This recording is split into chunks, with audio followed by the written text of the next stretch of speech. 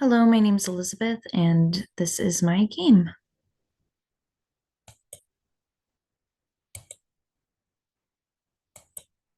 I used the basic form of Trivia Maker, and I really enjoyed it. I thought it was pretty easy to use, and I actually am excited to bring it to my students that I help on the weekends. I think it'll be a fun way to supplement our lessons. So, all right. So, question one. Maker spaces are the intersection of formal and informal learning, and that is true.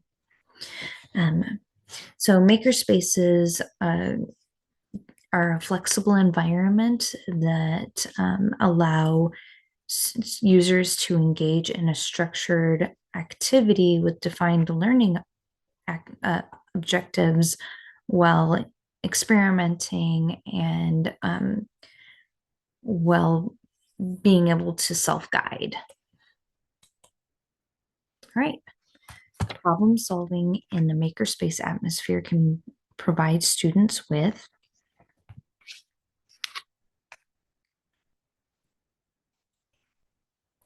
non-stressful opportunities to practice logical reasoning. So basically, it allows students to practice problem solving without the pressure of getting the right answer. So it takes some of that pressure off and allows them to um, fail or learn.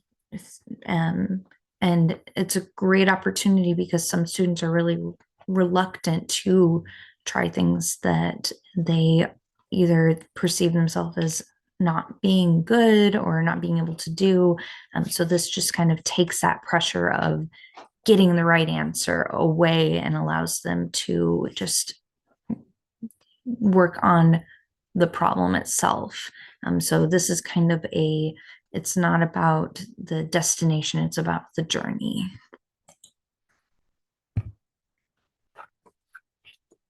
Nope. Sorry, my notes just turned off. Um, so they developed this four-step model, and that is B, UTech. And that stands for using, tinkering, experimenting, and creating.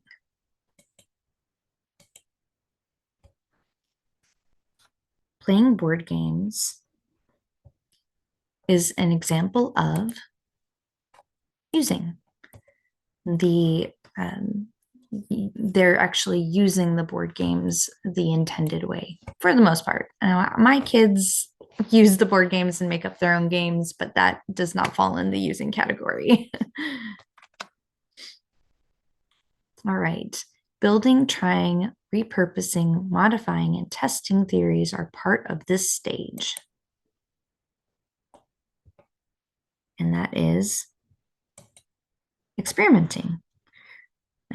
So experimenting allows them to learn from failures, which is important, especially in this stage. The stage of entrepreneurship, and that is creating. So in this stage, it is important for creating, it's something that they do to solve a problem, which promotes the entrepreneurship. So, and one of the examples we had in our book was the egg cracker. It solved the problem of cracking the eggs, getting shells in, doing it perfectly, getting your hands dirty. And it was an as seen on TV. Okay. This person defined a makerspace as designated space. Ooh.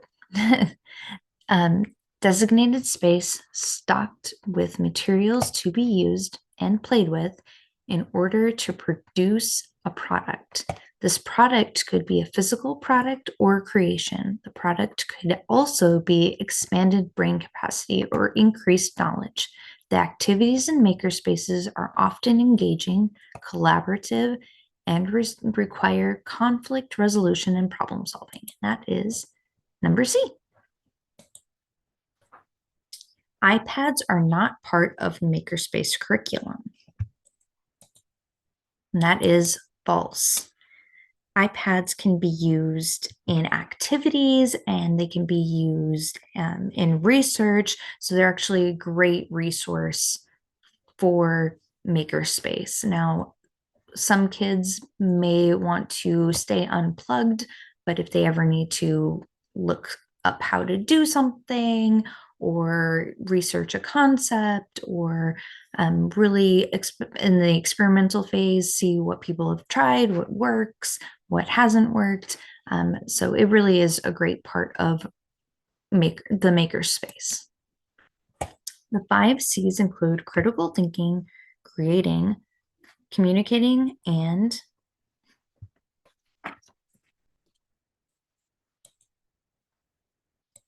D, citizenship. Making gives children the opportunity to be creative, interact with teams, and it allows them to learn how to be a good partner and a good coworker. All right.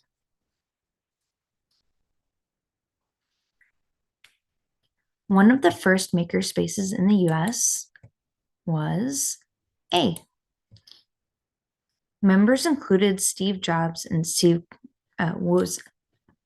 Wozniak. And it was a place where they collaborated and created.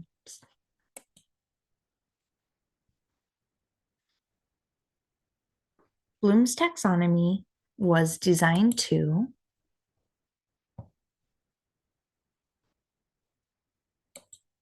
help educators identify the level of teaching and learning. It was created in 1956 under the leadership of Dr. Bloom in order to seek ways to promote higher forms of thinking and learning.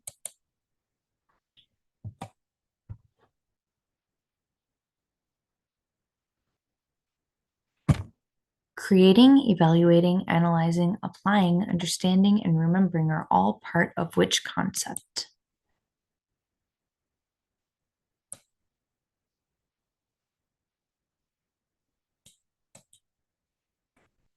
And that is Bloom's taxonomy. In 2001, Bloom's theory was changed to include the verbs we use today.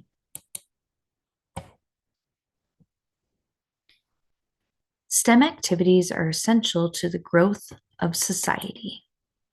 That is true. And STEM is science, technology, engineering, and math. All things that are critical for us to continue to grow.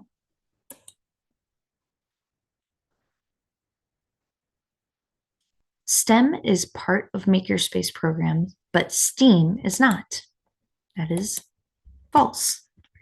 The STEAM movement recognized the importance of STEM, but encourages integration of art and design to fully understand STEM topics and bring them to life for learners.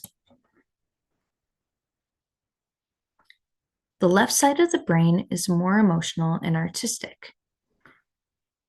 The more emotional and artistic of the brain, while the right side of the brain is more analytical.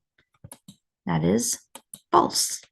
The left side of the brain is more analytical, while the right side of the brain is more emotional and artistic.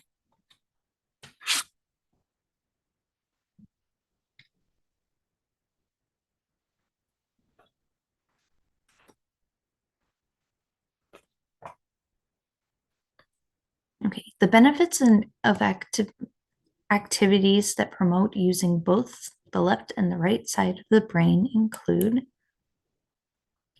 encouraging relaxation, lessening anxiety, both A and B, none of them, there are no benefits. The answer is actually C. So Activities that use both sides of the brain together also lead to brain growth.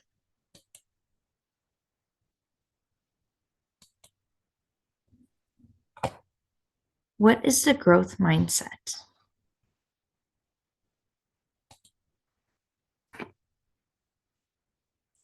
And that is D.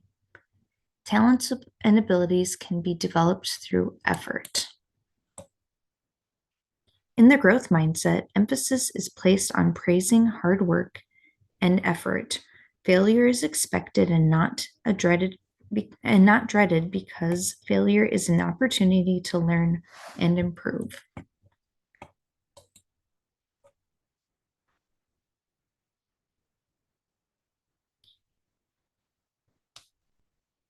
The American Association of School Libraries Learning for Life initiative has four main standards for libraries: think, create, share, and grow. The makerspace can foster all four of these traits.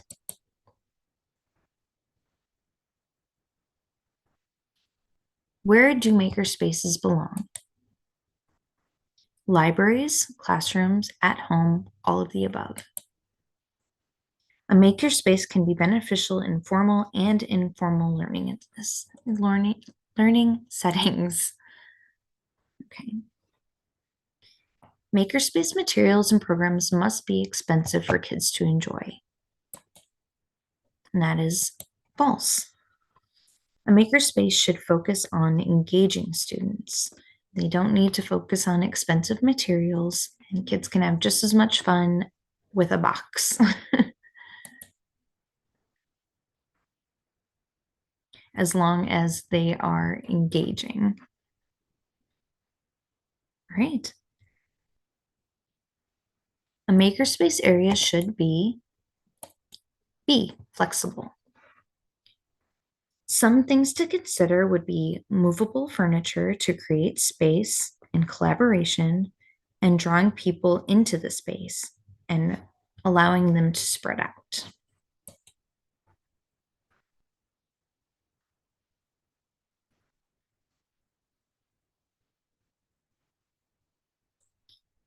Makerspace activities are always independent of classroom curriculum. And that is false. Hands-on activities help students learn, understand, and remember concepts. Makerspace activities are a wonderful supplemental way to teach classroom concepts. Makerspaces are for D, all. Any age can enjoy the benefits of makerspace.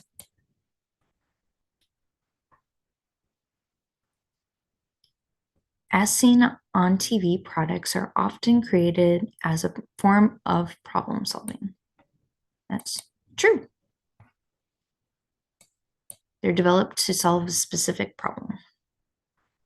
For instance, cracking an egg, like we talked about earlier. And finally, makerspaces only utilize one learning type, and that is false. Makerspaces use hands-on, multi-sensory learning, and that is my game. I am very excited to hear feedback. I know I had one answer in there that was not correct, so I do apologize for that. And I would love to continue to improve. Like I said, I can't wait to try this out on my own kids. Not this Sunday, but next Sunday. So I would love to hear any suggestions to improve this before I take it out into the field. So thank you so much.